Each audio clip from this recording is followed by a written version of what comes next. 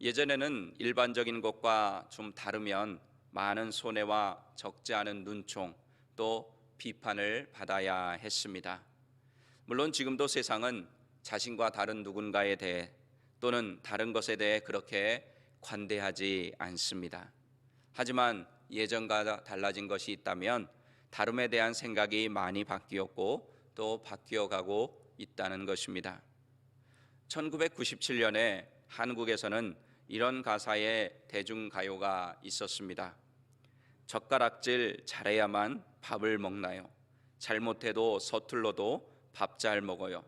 청바지 입고서 회사에 가도 깔끔하기만 하면 괜찮을 텐데 여름 교복이 반바지라면 깔끔하고 시원해 괜찮을 텐데 사람들 눈 의식하지 말아요.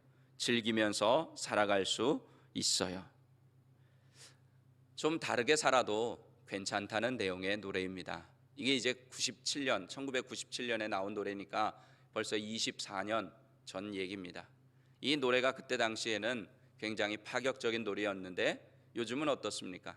이 노래의 내용대로 거의 학교 애들도 반바지 교복들이 나오고 또 요즘은 회사에 정장으로 출근하는 회사가 거의 없잖아요, 그죠? 다 편한 차림으로 회사에 가고 그렇게 합니다. 물론 다르다고 다 좋은 건 아닙니다. 각각의 장단점이 있습니다. 개성 있게 남들과 다르게 자신의 장점을 살릴 수 있다면 너무나도 좋을 것입니다. 그럼 우리의 삶을 인도하는 성경, 그 하나님의 말씀은 다름에 대해서 우리에게 무엇라고 말씀하실까요? 진리와 다르게 살면 안 되지만 세상과는 다르게 살라고 말씀합니다.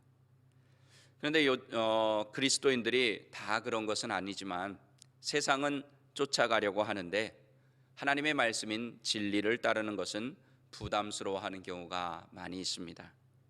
진리를 이야기하면 세상 말로 꼰대 취급합니다. 고리타분해, 꽉 막혀 있어, 이런 표현들을 사용합니다. 또 그와 반면에 세상의 유행을 따르면 세련되다고 인정을 받습니다. 하지만 성경은 우리에게 분명히 세상의 풍조를 따르지 말고 진리를 따라 살라고 말씀하고 계십니다. 세상을 따라 살면 망하고 진리를 따라 살면 영원히 살 수 있다 분명하게 말씀하십니다. 하나님께서는 하나님의 모양과 형상대로 창조하셨지만 우리 모두를 다 다르게 다양하게 만드셨습니다. 하나님은 다름과 차이를 인정해 주시는 분이라는 뜻입니다. 하지만 우리 이 넓으신 마음을 소유하신 하나님도 양보하지 않으시는 것이 하나 있는데 그것은 바로 진리에 대해서입니다. 진리의 부분에서만큼은 하나님께서는 절대로 양보하지 않으십니다. 그러므로 천국의 소망을 가지고 이 세상을 살아가야 하는 우리가 가져야 할 올바른 태도는 진리를 꽉 붙잡고 세상 속에서 세상과는 다르게 살아가는 사람들이 돼야 합니다. 그래서 저는 오늘 본문 말씀에 의지해서 세상과 다를 때 세상을 살린다라는 제목으로 세상을 따라 살라는 원수마귀의 유혹 속에서 세상과는 다르게 살기 원하는 하나님께서 우리에게 주시는 세 가지 은혜를 오늘과 내일 이틀에 걸쳐 살펴보도록 하겠습니다. 오늘은 그 중에서 첫 번째 소제목을 가지고 은혜를 나누겠습니다. 첫 번째는 하나님께서 우리와 함께 하실 때 우리는 세상과 다르게 살 수가 있습니다. 누가 우리와 함께 하실 때 세상과 다르게 살 수 있다고요? 하나님.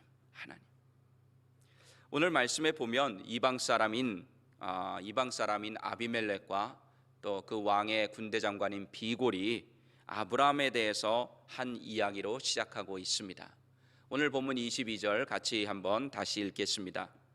그때에 아비멜렉과 그 군대 장관 비골이 아브라함에게 말하여 이르되 내가 무슨 일을 하든지 하나님이 너와 함께 계시도다. 아멘.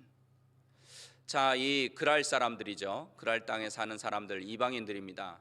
이방인들은 아브라함의 이야기한 것을 보면 하나님을 모르고 하나님을 두려워하지 않는 그런 사람이었다, 이렇게 말하고 있습니다. 그런데 오늘 본문에 보니까 이 이방 나라, 이방 민족의 대표격인 왕과 또 군대 장관이 와가지고 아브라함에게 하는 말을 한번 보시기 바랍니다. 네가 무슨 일을 하든지 하나님이 너와 함께 계시도다. 이방 사람들의 고백입니다.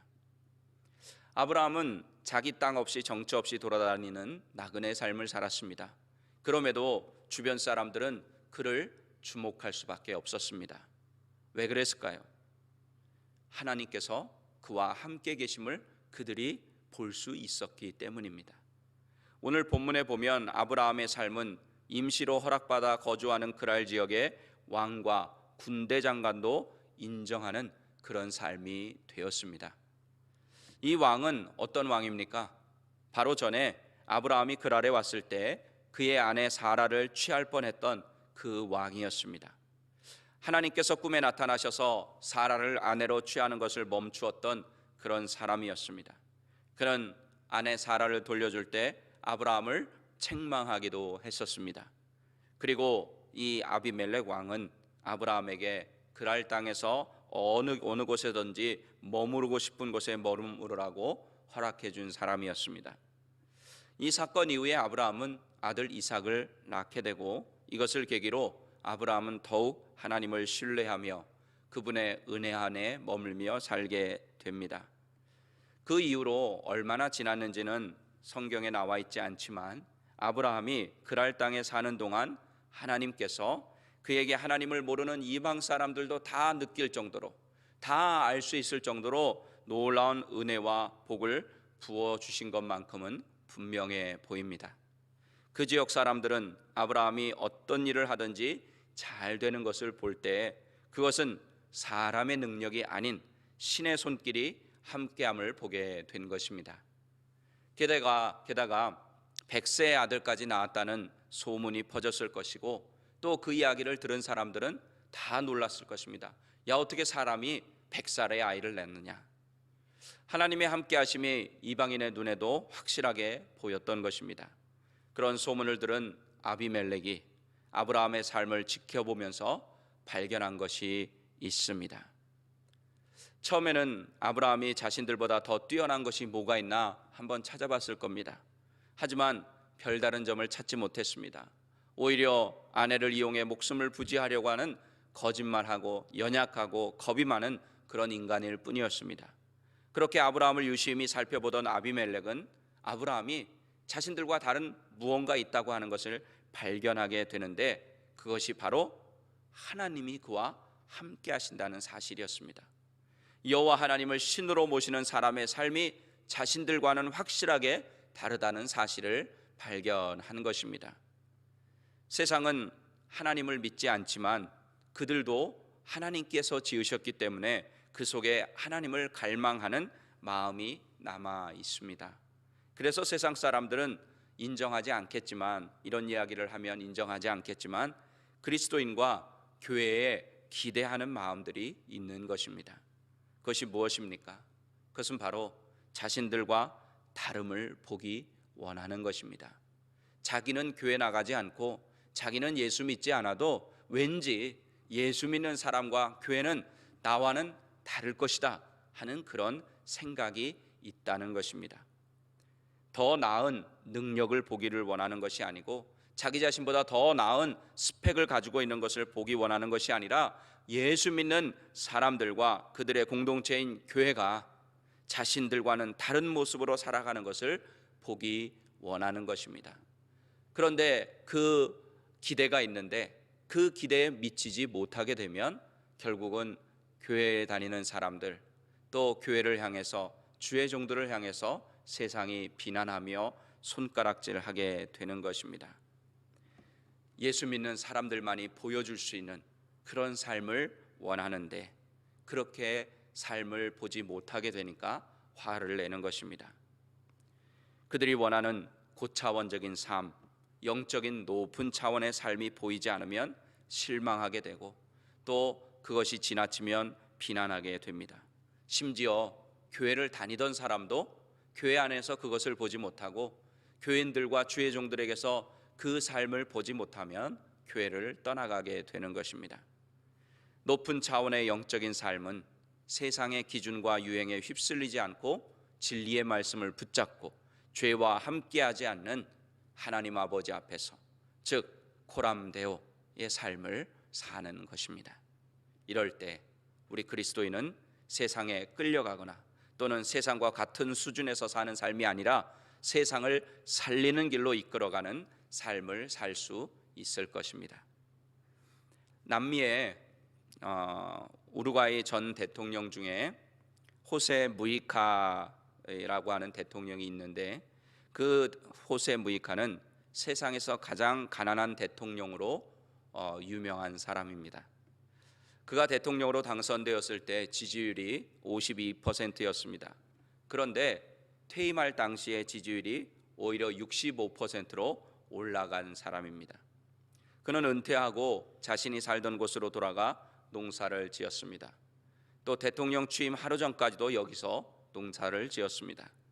재산은 허름한 농가 하나, 트랙터 하나, 그리고 직접 몰고 다니는 30년 된 폭스바겐 자동차가 전부였습니다. 이 무이카 대통령은 그 당시 대통령의 월급이 10,000불 정도 되었다고 합니다. 그런데 대통령의 월급 90%를 사회단체 등에 기부했습니다.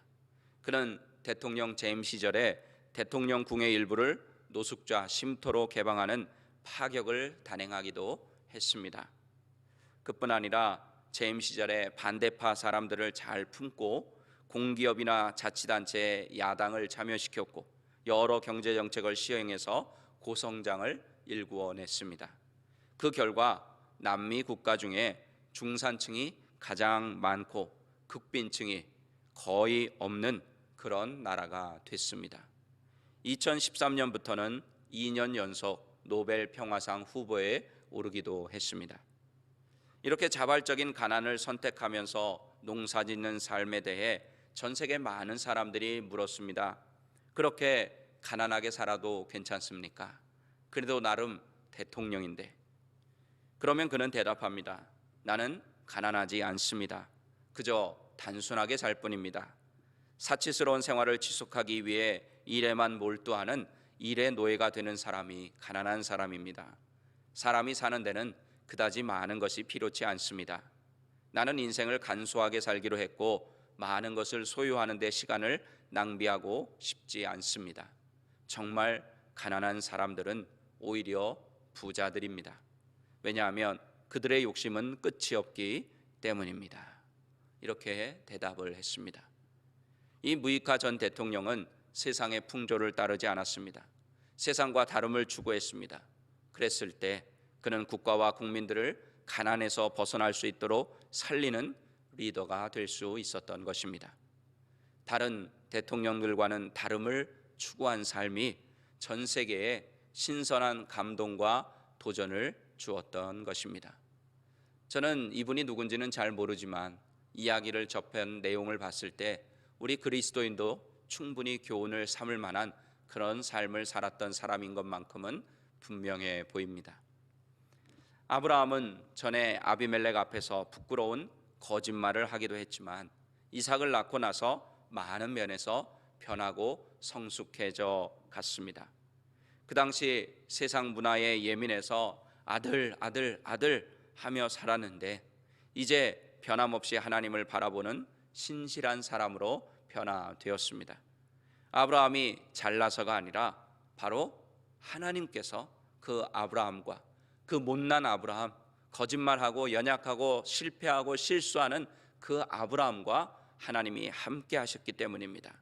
이 다름이 바로 이 차이가 누구의 눈에 보인 거예요? 이방인인 아비멜렉과 그 군대 장관 비골에게 보였던 것입니다.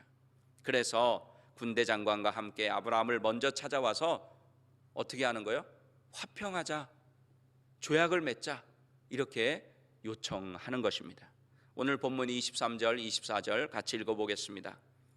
그런즉 너는 나와 내 아들과 내 손자에게 거짓되이 행하지 아니하기를 이제 여기서 하나님을 가리켜 내게 맹세하라. 내가 내게 후대한 대로 너도 나와 내가 머무는 이 땅에 행할 것이니라. 아브라함이 이르되 내가 맹세하리라 하고. 아멘. 아비멜렉은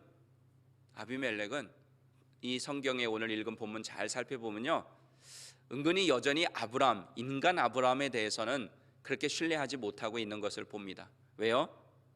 거짓되이 행하지 않기를 맹세하라고 하니까. 전에 거짓말한 전적이 있으니까. 그래서 어떻게 맹세하라고 합니까? 하나님을 가리켜 맹세하라. 아비멜렉이 보니까 아브라함 쟤는 여전히 부족해. 저 사람은 별 볼 일 없어 보여. 근데 잘 돼. 결국은 아까도 말씀드린 대로 뭘 발견한 거예요? 하나님이 함께 하시는 걸 발견한 거예요. 하나님이 함께 하시니까 그 당시의 왕, 뭐 어떤 사이즈의 왕인지는 모르겠지만 그래도 나름 한 민족의 왕인 사람이 와서 친하게 지내자고. 너는 별것 아닌데 너가 섬기는, 너와 함께 하시는 하나님이 가르쳐 맹세를 해서 친하게 지내자고 그렇게 얘기한 것입니다. 이 화평을 맺자고 하는 것은 어떤 조건에서 가능한 조약입니까? 대등한 조건, 그죠? 대등한 조건에서 그것을 화평 조약이라고 하는 거예요. 그 관계에서 맺는 것이. 그러니까 이 왕이 일개 그냥 한 사람 아비멜렉, 죄송해요. 아브라함을 어떤 사람으로 인정해 준 거예요? 자신과 같은 레벨의 사람으로 인정해 준 거예요. 그러니까 와서 화평을 맺자, 그렇게 이야기를 한 것입니다. 하나님께서는 아브라함을 한 나라의 왕이 두려워할 만큼 보이게 크게 보이도록 만들어 주신 것입니다. 우리도 지금 아브라함처럼 남의 나라에서 나그네와 같은 이민자의 삶을 살고 있지만 우리 하나님께서 우리와 함께 하시면 다른 사람들이 우리를 두려워하게 될 줄로 믿습니다. 이 땅에서 당당하게 살아가게 될 것입니다. 요즘 이민의 나라임에도 불구하고 이 미국에서 아시아인인 우리를 신경 쓰게 하고 또 조심하게 하는 일들이 점점 많이 일어나고 있는 것이 현실입니다. 그죠? 뭐 아시아인들을 혐오하고 기사에 보면 뭐 괜히 가다가 막 때리기도 하고, 물론 뭐 중국인으로 착각을 해서 뭐 그렇다 하는 그런 얘기도 있지만 어쨌든 뭐 중국인이든 누구든 이 땅이 이제 사람들을 어떻게 하는 거예요? 다르게 보기 시작했다는 거예요. 다르게. 자신과 다름에 대해서 더 그 표현을 하기 시작했다는 거예요. 너 나하고 달라. 그러니까 너는 이렇게 당해도 싸. 이런 이제 마음들이, 속에 잠자고 있던 마음들이 일어나기 시작하는 거예요. 그런데 이런 안 좋은 상황 속에서 우리가 어떤 믿음을 가져야 된다는 거예요? 하나님이 나와 함께 하신다. 그런 믿음을 가지게 되면 이런 어려움의 상황들이 절대로 우리를 해치지 못하게 되고, 또 그 어려운 상황과 조건 때문에 우리가 기죽어서 살지 않게 되고 오히려 두려움 없이 당당하게 하나님이 나와 함께 하심을 보여주며 살아갈 수가 있다는 것입니다. 이런 믿음을 가지면 세상 사람들이 우리를 통해서 하나님을 보게 될 것입니다. 우리 한국 사람들, 그 중에서도 예수 믿는 사람들, 눈으로 볼 때는 별 볼 일 없어도 저 민족 가운데서도 예수 믿는 사람들은 하나님이 함께 하신다, 하나님이 함께 하신다 하며 인정하게 되고, 또 하나님의 영광이 우리를 통해서 나타나게 될 것입니다. 그러면 세상과 다르게 살아가는 여러분 모두가 세상을 살리는 은혜의 통로, 축복의 통로, 생명의 통로가 될 줄로 믿습니다. 기도하시겠습니다.